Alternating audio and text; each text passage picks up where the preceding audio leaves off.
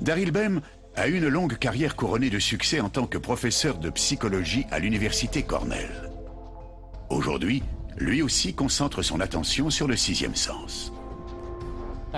Je voulais travailler sur la précognition ou la prémonition parce qu'on a du mal à imaginer que le futur peut affecter le passé. Daryl a passé les 8 dernières années à explorer cette question. On montre 2 rideaux à une personne en lui disant que derrière l'un d'entre eux se cache une image et derrière l'autre, un mur blanc. Ils doivent deviner derrière quel rideau se trouve l'image.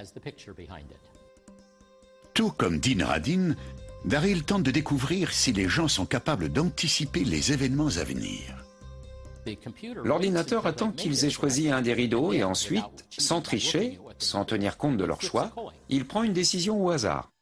La plupart du temps, le taux de succès est de 50%. En d'autres termes, les sujets choisissent au hasard. Mais si, et seulement si, l'ordinateur montre des images érotiques, les sujets peuvent prédire ce qui se trouve derrière le rideau à 53%. C'est une variation minime, mais significative.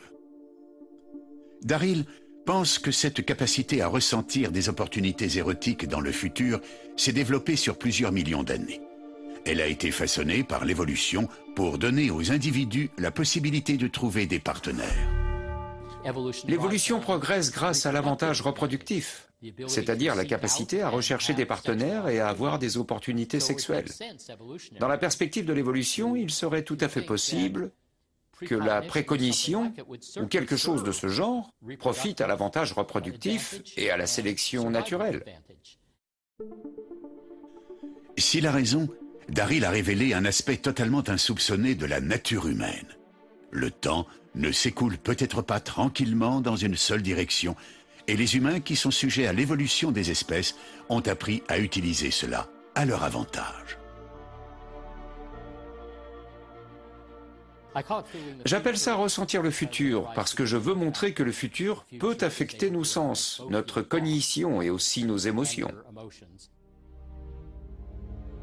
À sa parution dans le journal de la personnalité et de la psychologie sociale, l'article de Daryl a provoqué de nombreuses réactions dans le monde entier.